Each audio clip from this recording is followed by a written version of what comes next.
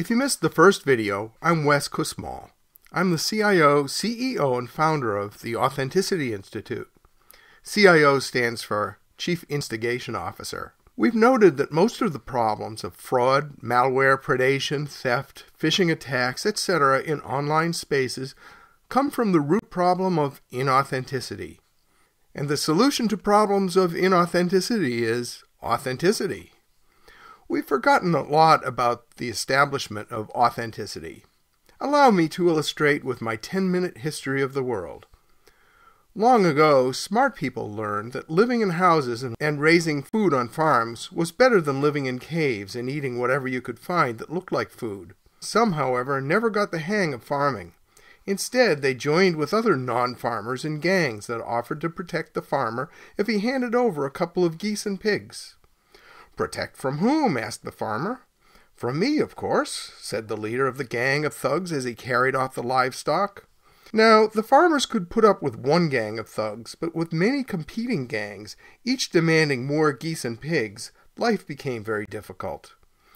Then the smartest leader of the toughest gang came up with a solution. "I'll protect you not only from myself, but from the other gangs as well. Just hand over geese, pigs, a few goats, and a son to join my protection enterprise. And toss in that shiny trinket so I can add it to this fancy thing I want to wear on my head. And, oh yes, refer to me as Highness." That's how the toughest and smartest gang leader became king. As long as everyone in the realm acknowledged his authority, all was cool. Eventually, the king's authority came to be signified, conveyed, and applied through the use of a wax seal. The king authenticated all deeds with the seal. Of course, all deeds were his. The word real in real estate means royal, i.e., if it amounts to anything, it's mine, says the king. The king's sons had sons who had sons, and each generation became more interested in sitting on a comfy throne than riding around the cold, wet countryside, keeping order and exacting tribute. Successive kings learned how to delegate the keeping of order. Systems of administration were developed. A growing kingdom required courtiers and knights and spies and justices of the peace, a slight sharing of authority. A growing kingdom also made it impractical for every deed to be made official with the king's seal. Public officials were appointed and commissioned and given their own seals, which conveyed the delegated authority of the king. Gradually, the people took more and more of the king's authority upon themselves. The notion of state came to mean that which holds and applies public authority, whether it's the king, the people, or, in most cases, king and people grudgingly acting together. Note that state is not the same thing as government. It seems to me that government gathers and applies public money, while state gathers and applies public authority. State tends to charge a fee for service, typically the service of applying public authority, such as when you pay for a passport.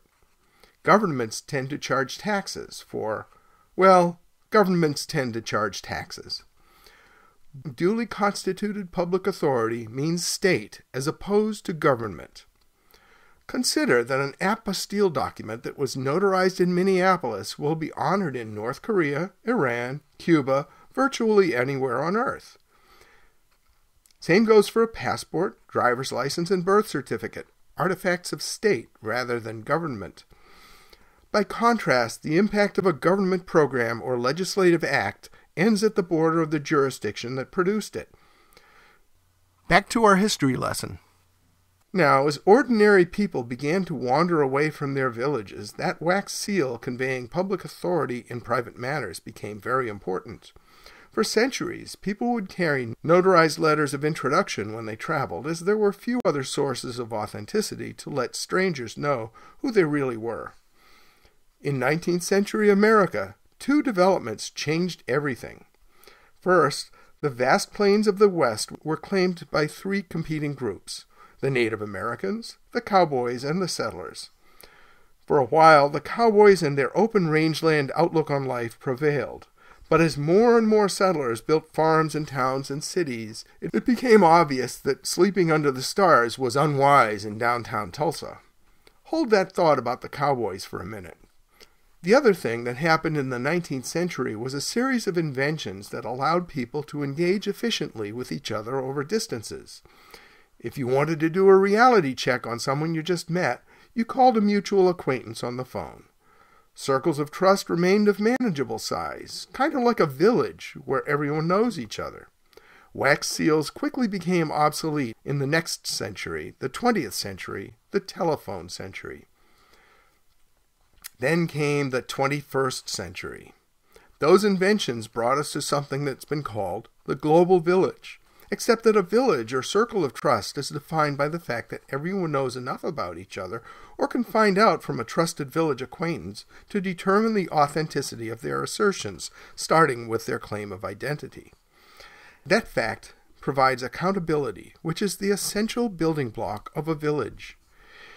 In this new mass of 7 billion people brought close through technology, there is no accountability, meaning it's not a village at all. It's a global mob. We regularly encounter people online with no means of knowing whether their identity or their other assertions have any authenticity.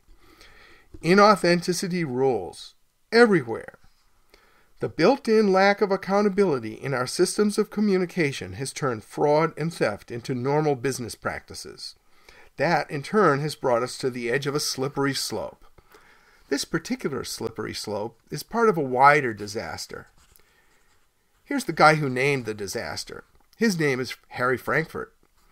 Dr. Frankfurt is a professor emeritus at Princeton, which means he's published a few things. Among them is a book on inauthenticity. Professor Frankfurt's book on the subject of inauthenticity is insightful and scholarly. This inauthenticity accounts for so many of our problems. Inauthenticity begins with the replacement of personal accountability with group accountability, i.e., no accountability. Here's Arthur Andersen, and here's his signature, which appears on audited financial statements, signifying that this individual, Arthur Andersen, stakes his good name on the accuracy and authenticity of the information in the audited statements. Oh wait, here's how his signature appeared before his firm collapsed from the weight of inauthenticity. Again, here's Art's good name, and here's, the signature of a bunch of guys collectively calling themselves Arthur Andersen? Did the partners take turns, each making a piece of a letter in the signature? More to the point, if a problem with the accuracy and authenticity of the audited information turns up later, which one do you suppose steps forward and offers his or her good name as the one whose reputation is permanently affected by the problem? Because what else does a signature mean? An architect's signature on an occupancy permit issued by City Hall means that if the building falls down, they know whose professional license, whose livelihood to put in jeopardy. We were better off with this. Now you can ignore the long dissertations about how and why the world's financial infrastructure is collapsing, as illustrated in the first video, because now you know. The collapse of the financial system is simply the inevitable long-term consequence of the assumptions of the telephone century that made Arthur Andersen, his peers, and all those who relied upon them conclude that individual accountability was no longer important or practical. If you think that's glib, just think where we would be today if each one of those bond ratings on batches of securitized mortgages, and for that matter, each and every financial assessment, were digitally signed by an individual person with a professional reputation and a professional license to lose. It's true, individual accountability may have been impractical in the telephone century. Now, we once again have the tools of individual accountability suitable for a village of billions of people. Individual accountability and privacy at the same time. Think of the possibilities. We've assembled the tools into something called the authenticity infrastructure, part of the quiet enjoyment infrastructure. We'll go into that in the next video. That brings our world history up to the present. A world whose information infrastructure is a marvelous outdoor public transport system that brings incredibly accessible information, communication, and community to about half the world's population. And yet, as MIT Technology Review notes, there are problems. big problems. Remember those cowboys? We can learn a lot from them. Among other things, we can learn why our needs are not the same as their needs. Tune in to the next video entitled Cowboys on the Open Range.